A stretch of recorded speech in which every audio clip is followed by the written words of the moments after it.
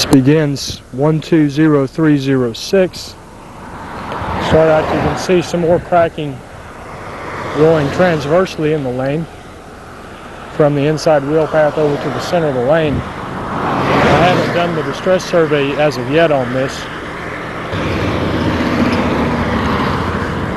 I'm seeing some longitudinal cracking again in the inside wheel path, as you can see over there. I'm around station 0 plus 35, roughly right here.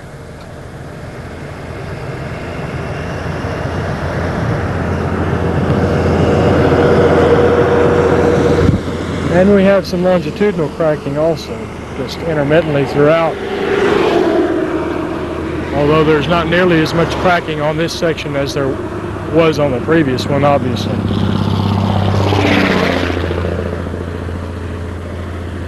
See some more cracking in the inside wheel path over there, low severity. Just past station 1.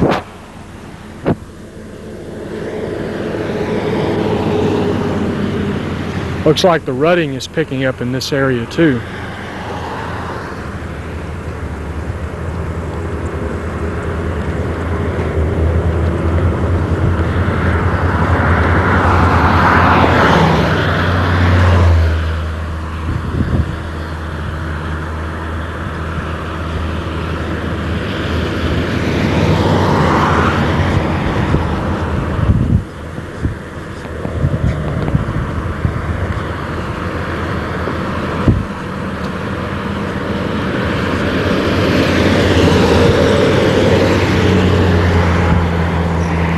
Come up to station 3 now. And we had lost our cracking, and then we pick it up again right there at that station in the outside wheel path. And then just around station 3 plus 10 it resumes in the inner wheel path. Again, some of the lines that you see here are not cracks, they are gouge marks from tire rims.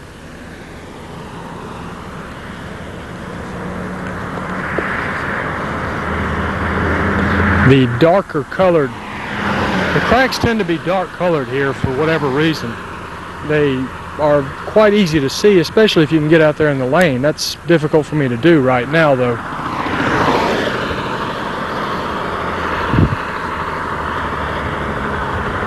Right in this area we don't have any cracking, at least none that I've noticed.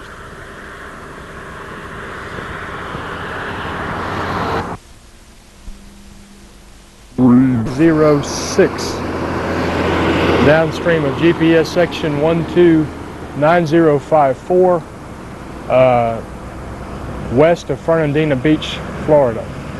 This begins the video for test section 120307. We're still on A1A, that's State Route 200, still east of I-95 and west of Fernandina Beach. This is the last of the SPS3 test sections on this stretch of roadway. We have about 2 miles, little over 2,000, a little over 20,000, I should say, linear feet of test sections here. I haven't totaled it up because we did some shuffling around.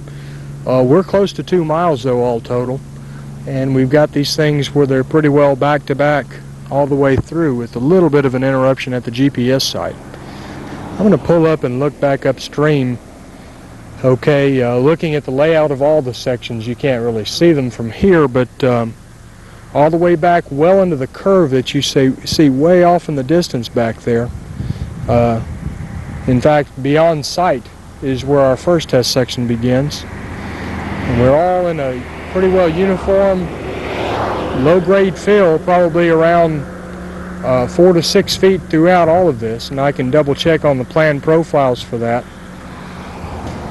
Subgrade is quite uniform throughout here. Again, I have the soil survey sheets, which are going to take the place of a lot of our borings. The district folks will be out here to pick up another core up there at the mark that you see on the pavement.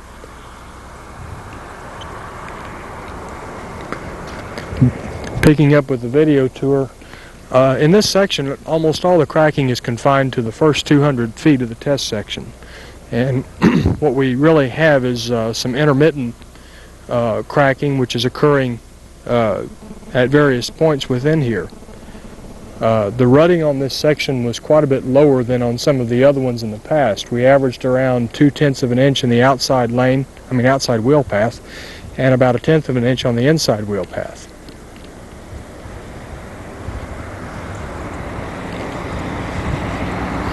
The cracks which did occur here are even more tightly closed than those before, so if there were any crack sealing to be done, well, if we were to do crack sealing on this section, there wouldn't be very much. Many of these cracks are not wide enough to support that. Okay, here's some of the cracking that we see, and a lot of it is not truly longitudinal or transverse. We've kind of got a combination in here.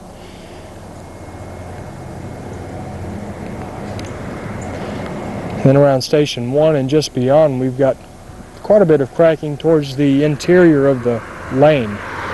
It's just inside the right wheel path. These would be termed as low severity due to their crack width being less than 1/4 of an inch.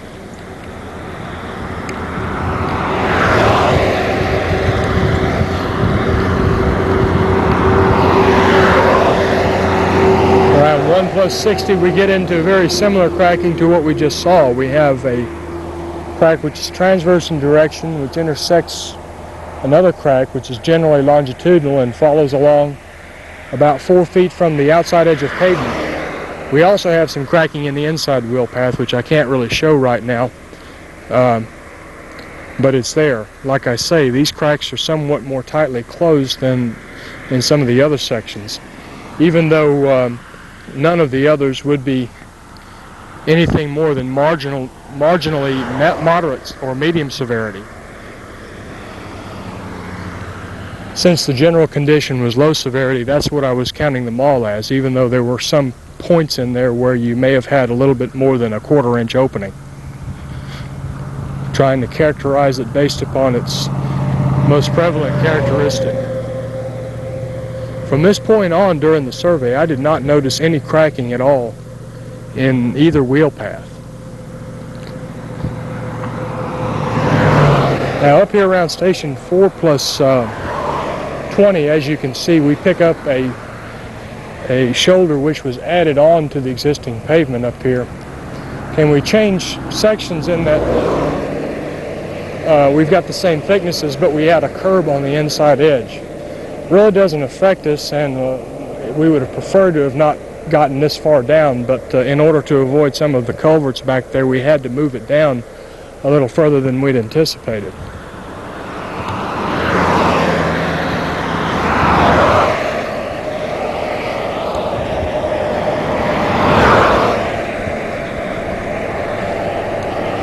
As you can see, we're approaching the interchange to I-95 on up ahead. And we didn't want to try and put any test sections beyond this point. This will receive the Florida DOT mineral seal. And it will be the last of the treatments. We've marked a line for them to end it at, but it's at their discretion whether they want to end it here or take it all the way up to the interchange. This ends the video for test section 120307 and for the SPS3 test sections on State Route 200 A1A on sites which are adjacent to GPS test section 129054 in Nassau.